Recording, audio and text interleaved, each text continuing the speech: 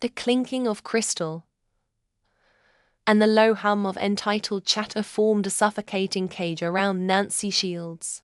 Each condescending glance felt like a bar locking into place. She was a specimen underclass. The country doctor her stepsister, Eileen, had dragged to this opulent gala for sport. The final lock clicked shut when Howard Loy, the man she'd foolishly thought was different, turned on her. A relationship. Howard laughed. A cruel, performative sound for the benefit of Eileen and their snickering circle. Nancy, darling, don't be dramatic. It was a charming little distraction. He gestured vaguely, as if shooing away a fly. You can't expect a man like me to build a future in some small town. It was fun while it lasted. The words struck her with the force of a physical blow. Humiliation, hot and acidic, churned in her stomach. Her vision swam with the shimmering gowns and smug faces. Eileen's triumphant smirk the sharpest of all. Nancy's hands, hidden in the folds of her borrowed dress, clenched into fists, her nails digging into her palms. She was trapped. A provincial fool put on display for the amusement of the city's elite. The desperation to wipe that sneer off Howard's face, to shatter Eileen's victory, was an overwhelming, primal urge. A name, a legend whispered in awe and fear throughout this very room, surfaced in her mind. It was a reckless, insane gambit, a grenade tossed into the heart of her own public execution. You're mistaken, Howard, Nancy said, her voice trembling but clear, cutting through the mockery. You were the fling. My actual boyfriend wouldn't be caught dead in your vapid little circle. She lifted her chin, meeting Eileen's shocked gaze. I'm here with Jasper Lewis. A collective gasp rippled through the onlookers. The name hung in the air, electric and unbelievable. Howard's face went pale. Even Eileen's smirk faltered. From a shadowed alcove, where he'd been observing the petty drama with detached amusement, Jasper Lewis felt the corner of his mouth twitch. He'd been watching the young woman, noting the quiet defiance simmering beneath her polite facade. How audacious, desperate lie was interesting. It was exactly the kind of unscripted complication he could use. His grandmother's doctors had given her months, perhaps weeks, and her final, unyielding wish was to see him settled. He needed a partner, someone convincing and, preferably, unentangled. This cornered, fiery doctor might just be the perfect candidate. As the silence stretched into a thick, awkward tension, Jasper stepped from the shadows. The ambient chatter of the entire ballroom seemed to die as his presence commanded the space. He was a man carved from granite and ambition, his tailored tuxedo doing little to soften his formidable aura. He moved with an unnerving grace, his polished Oxfords making no sound on the marble floor as he stopped beside Nancy. He didn't look at her. His gaze, cold and sharp as splintered ice, swept over Howard and Eileen. Is there a problem here?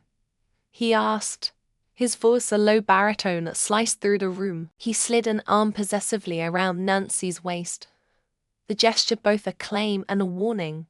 Her body went rigid at his touch. Because it seems my girlfriend is being bothered. The confirmation landed like a thunderclap. Eileen's jaw literally dropped, her carefully constructed expression of disdain crumbling into utter bewilderment. Howard stammered, unable to form a coherent word. Let me be clear, Jasper continued, his voice dropping further, each word laced with quiet menace. Anyone who disrespects her, disrespects me. I trust we won't have to have this conversation again. He gave a curt, dismissive nod, the finality of it absolute. The crowd, just moments before a pack of circling predators, now averted their eyes, shrinking away. Nancy felt a dizzying wave of relief mixed with terror. Before she could process the rescue, or question the rescuer, she tried to pull away, muttering the grand foyer of the Lewis mansion was a cavern of chilled marble and suffocating silence. As Jasper led Nancy inside, the air, thick with the funereal scent of white lily, clung to her skin. Ornate furniture was draped in somber black cloth, and the usual warmth of the family home had been replaced by a grief so palpable it felt like a physical weight. Nancy's hand tightened on the strap of her worn leather bag, the one containing her medical kit, a stark contrast to the opulence surrounding her. A woman with Jasper's sharp jawline, her eyes red-rimmed from weeping, descended the sweeping staircase. "Jasper," she choked out, her voice a ragged whisper that echoed in the stillness. "You're too late. Grandma, she passed away just 20 minutes ago." The words hit Nancy like a physical blow. 20 minutes. Her heart plummeted. The hope for her research, the $500 million that was meant to be her lifeline, all dissolving into the cold, still air. She could feel Jasper stiffen beside her, his own grief a sharp, sudden intake of breath. For a moment, she was just a girl from the country caught in a tragedy far too big for her. Then, her training took over, a lifetime of discipline pushing the panic down. "The doctor has already been." Another family member, a stern-looking man in a tailored suit, added. He signed the certificate. Time of death was 10:42 p.m. That was it. The detail that sliced through her despair. 10:42 p.m. It was now 11:05, a 23-minute window. Nancy's mind, a finely tuned instrument of medical calculation, began to whir. She had seen this before. A rare condition often misdiagnosed in its initial stages. It wasn't death.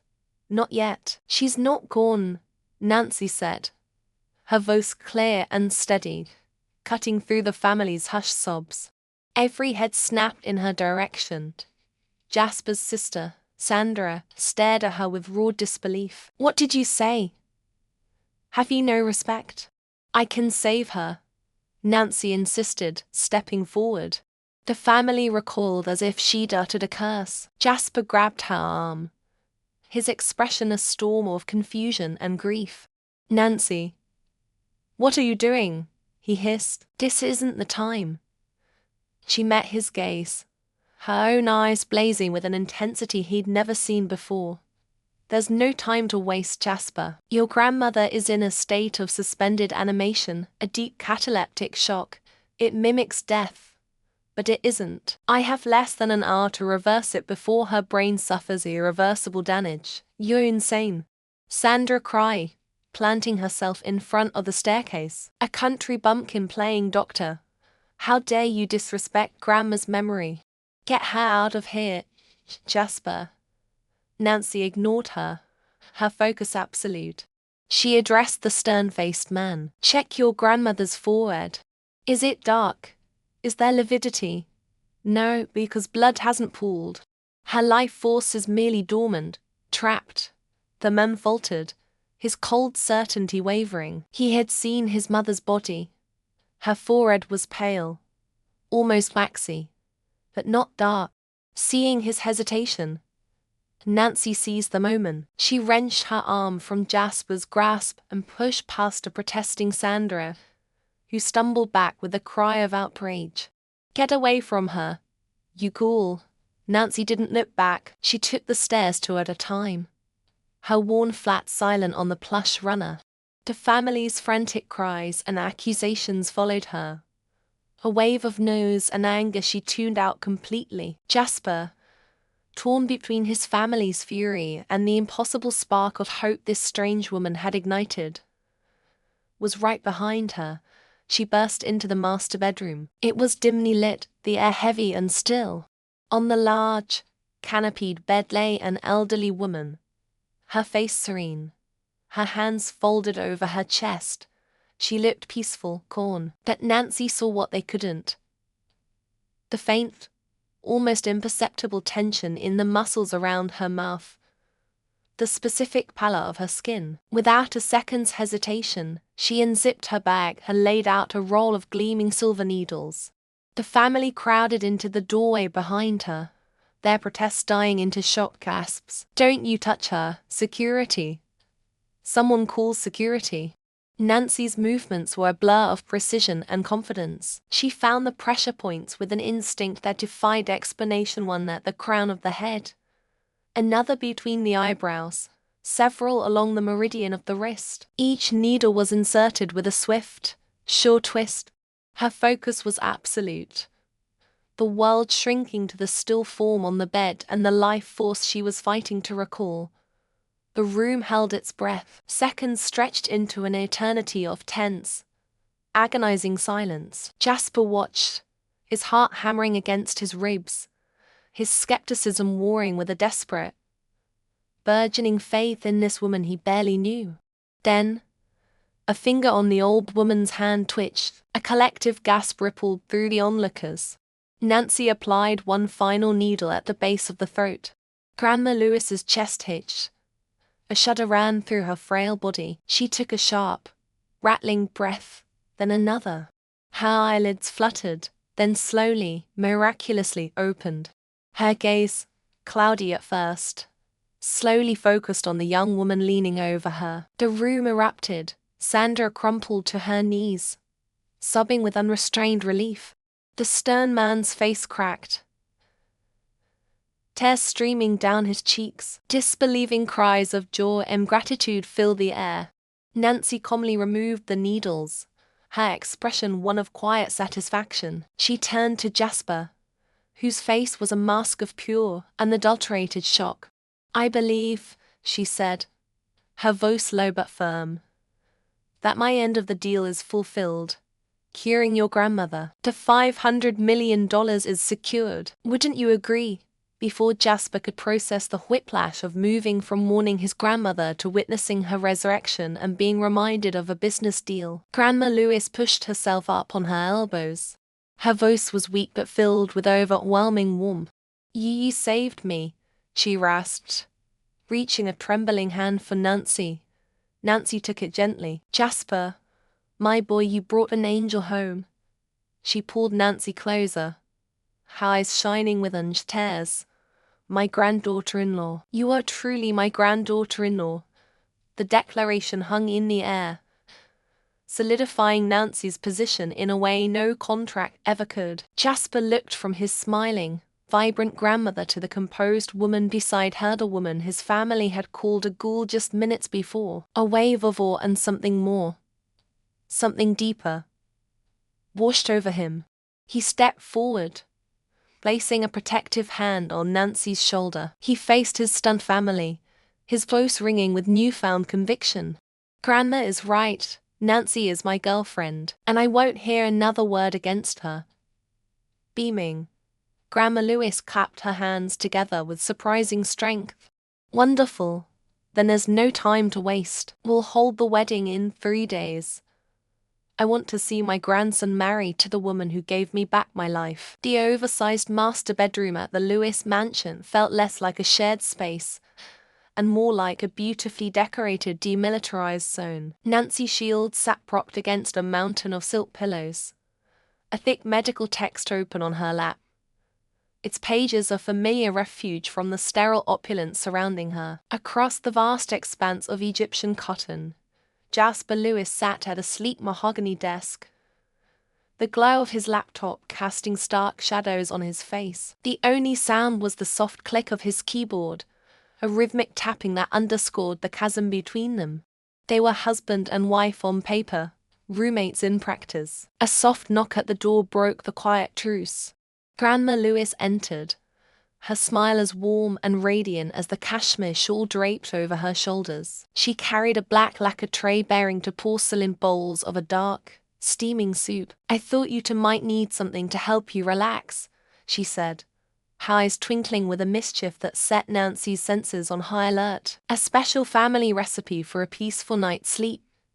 Jasper looked up from his work, his expression softening instantly. The morning of the wedding, the Shields mansion was besieged by luxury. A procession of sleek, black cars bearing the Lewis family crest had deposited a king's ransom on the doorstep.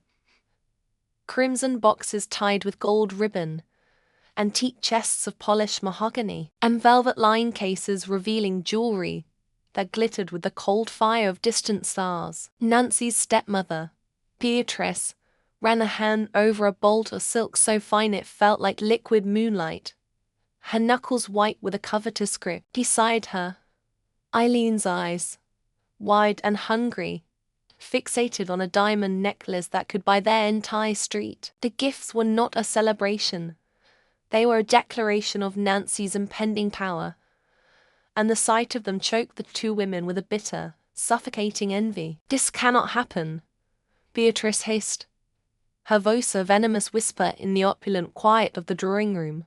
She turned from the gifts, her face a mask of calculated panic. "Once she has the Lewis name, she have the power to destroy us. She rake up the past, everything about her mother will be left with nothing." Eileen, tearing her gaze from the diamonds, saw her opening. Her own recent humiliation at the hands of Howard Lowy, a man she'd foolishly believed would be her ticket out, was still a fresh wound. This was a far grander prize. "Then let me take her place," she declared, her voice trembling with ambition. "Jasper Lewis needs a polished society wife, not some country bumpkin playing doctor. I can be that for him. He'll never know the difference until it's too late." As if summoned by their treachery, the doorbell chimed. It was Jenny Church, impeccably dressed and radiating a chilling aura of predatory grace. She surveyed the room, her lips curling into a smirk of shared disdain.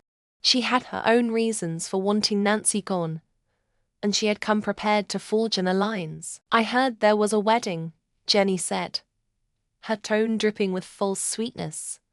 "But it seems a terrible mismatch. A tragedy, really." She opened her crocodile leather handbag and produced a blank check, placing it on the table amidst the silks and jewels. It was a stark, powerful instrument of corruption. "Ensure Nancy Shields does not become Nancy Lewis. Ruin her, publicly. Make her a stain on their pristine family name.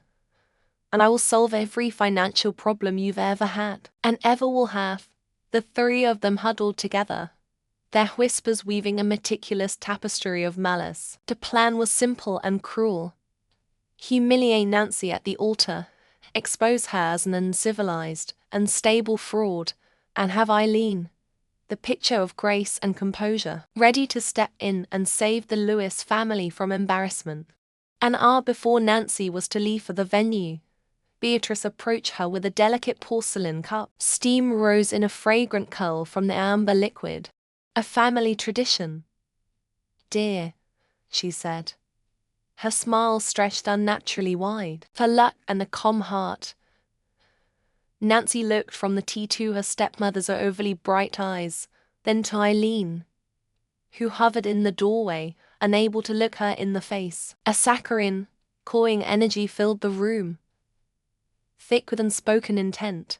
Nancy took the cup, her fingers brushing Beatrice's. The hand that offered the blessing trembled almost imperceptibly. Bringing the cup to her lips, she caught the scent beneath the jasmine, a faint, bitter, chemical tang. The scent of desperation. They wouldn't dare, she thought, but knew instantly that they would. With a practiced, almost accidental flick of her wrist, she stumbled slightly. The cup tipped, its contents splashing harmlessly onto a potted orchid by the window. "Oh, clumsy me," Nancy said, her voice a perfect imitation of flustered regret. "I'm so sorry." Beatrice's smile tightened, a flicker of fury in her eyes before it was masked. "No matter, dear." The thought was there, but Nancy saw it.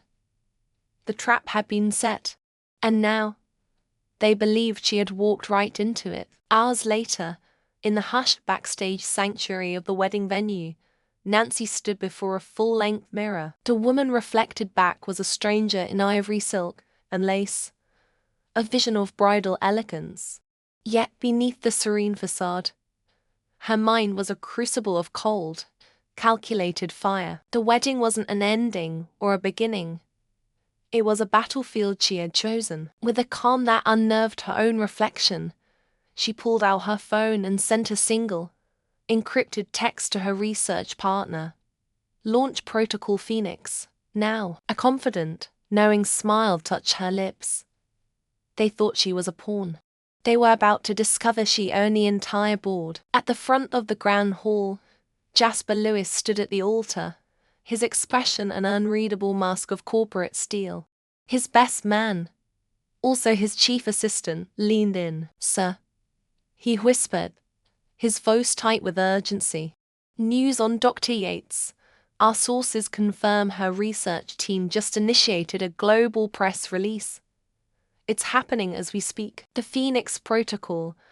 It's projected to change the face of neurological medicine." Jasper's jaw tightened. For months, he'd been trying to find and fund this enigmatic genius, this Dr. Yates, whose work was the only hope for his ailing grandmother. To have her breakthrough announced on this day of all days felt like a cruel twist of fate. He gave a curt nod, his gaze shifting to the grand entrance at the back of the hall. The music swelled, and the heavy doors swung open. Nancy began her walk down the aisle, a solitary, radiant figure.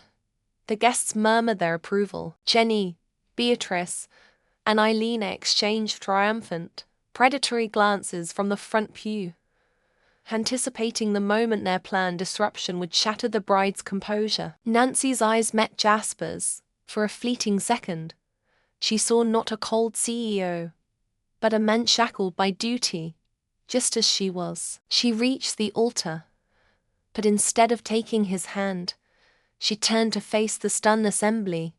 The officiant paused, confused. The scent of white roses and old money hung in the air, a fragrant testament to the Lewis dynasty. But as Jasper Lewis stood at the altar, the opulent surroundings faded into a soft-focused blur. All he saw was Nancy. She was a vision in ivory silk, a dress chosen for a sham wedding that had somehow become the most real moment of his life. The woman before him was not the timid, cornered country doctor he had signed a contract with. This was Dr. Yates, a titan in her field who had stood her ground against his family, his world, and him. His gaze wasn't proprietary. It was reverent. He remembered the cold dismissal in his voice during their first meeting, the calculated cruelty of the contract he'd slid across his mahogany desk. Now, the memory burned with a shame so profound it felt like a physical ache. He had seen a pawn to be used in his family's chess game. He had been blind to the queen standing right in front of him. His admiration was a living thing, a current running through him, powerful and humbling. In the front row, Grandma Eleanor Lewis dabbed at her eyes with a lace handkerchief, her smile radiant. She wasn't just witnessing a wedding, she was witnessing a victory. Her initial matchmaking, born of a desperate hope to see her grandson happy, had yielded a result beyond her wildest dreams. She had gained not just a granddaughter-in-law to carry the family name, but a brilliant, compassionate woman who had literally given her back her life. Her pride was a beacon, warming the grand hall, a silent blessing on the union. "Do you, Jasper Lewis, take Nancy Shields to be your lawfully wedded wife?" The officiant's voice intoned, pulling Jasper from his reverie. His eyes locked with Nancy's. He saw her entire journey reflected there, the struggle, a quiet dignity, the unyielding strength. The paper contract felt like a flimsy, foolish relic from another lifetime. "This was the real covenant, I do," he said, his voice firm and clear, resonating with an unspoken promise. "I see you. I respect you. I choose you. And do you, Nancy Shields, take Jasper Lewis to be your lawfully wedded husband?" Nancy's hand was steady in his. This moment was supposed to be her cage, the final lock in a series of events designed to control her. Instead, it was her coronation. She was not a Shields desperate for a handout. She was not a pawn in a Lewis family drama. She was Dr. Yates, and she was choosing her partner. "I do," she answered, her voice soft but unbreakable. "I am your equal. I meet you here, by my own choice." As Jasper slid the simple platinum band onto her finger, A current of silent understanding passed between them. The vows were more than words. They were an armistice and a declaration of a war and the beginning of a life. The officiant pronounced them husband and wife, and as Jasper leaned in to kiss her, the applause was thunderous, but it was the quiet certainty in his touch that grounded her. This was real. The reception was a masterclass in shifting social tides. As guests mingled in the grand ballroom, the discreetly placed screens, once displaying a romantic slideshow of the couple, now flickered with breaking news alerts. The whispers started as a low murmur and grew into an excited buzz. Dr. Nancy Yates Shields' research on cellular regeneration accepted for expedited publication in the Lancet Medical World, stunned by breakthrough from formerly anonymous researcher Lewis. Medical Foundation announces full, unconditional funding for the Yates protocol. Nancy, standing beside Jasper, watched it unfold. Her anonymity, the shield she had used for years, was gone. But instead of fear, she felt a liberating calm. The name Shields, once a mark of her family's suffocating demands, was now linked to her true identity, Yates. She hadn't just married into a name, she had elevated it. Across the room, the fallout was swift and brutal. Jenny Church, who had arrived hoping to witness Nancy's final humiliation, stood frozen, her champagne flute trembling in her hand. Her face, usually a mask of smug superiority, was a ghastly shade of white. Her scheme to ruin Nancy by exposing the contract marriage had backfired spectacularly. She hadn't exposed a gold digger, she'd inadvertently unveiled a genius. Whispers followed her like shadows, dissecting her failed corporate espionage against Jasper and her attempts to discredit Nancy's research. She was no longer a rival. She was a pariah. Nearby, Eileen Lewis was engaged in a hushed, frantic phone call, her expression crumbling with each passing second. The Lewis Court Board, empowered by Grandma Eleanor's full recovery and Jasper's newfound clarity, had convened an emergency meeting. Her attempts to sabotage the company and frame Jasper were now laid bare. She was out. The family name she had wielded like a weapon had been stripped from her professional life. The Shields family huddled in a corner, utterly forgotten, their last desperate hope of leeching off Nancy's connection to the Lewises evaporating before their eyes. They had tried to sell their daughter into servitude and had instead launched her into the stratosphere, far beyond their grasping reach. Their disgrace was absolute, a quiet, public unraveling. Nancy felt a hand on her arm. It was a renowned neurosurgeon from Johns Hopkins. Dr. Yates Shields, he said, his voice filled with genuine awe. Your paper is its revolutionary. We have to talk. Jasper stepped back slightly, a proud smile gracing his lips. He wasn't her shield. He was a partner, happy to stand in her light. Throughout the evening, she moved with an unpracticed grace, no longer the country bumpkin in an ill-fitting dress but a respected medical pioneer holding court. She discussed cellular apoptosis with one guest and gene sequencing technology with another, her passion and intellect shining through. She was Mrs. Lewis. Yes, but she was so much more. She was herself. Finally and completely. Later, as the celebration began to wind down, Jasper led her away from the dwindling crowd, through a set of French doors onto a stone balcony overlooking the city. The sprawling metropolis glittered below, a galaxy of lights at their feet.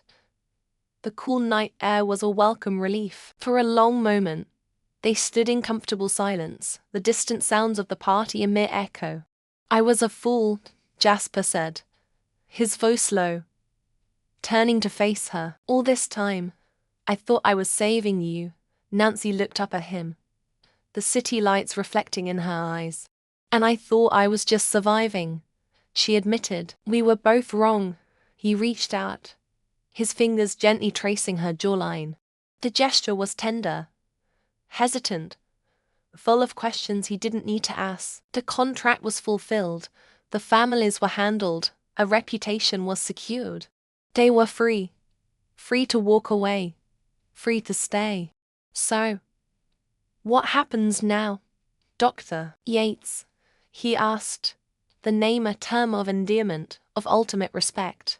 A slow smile spread across Nancy's face. She leaned into his touch, her hand coming up to rest over his on her cheek. I believe, Mr. Lewis, she said softly. We have a future to build.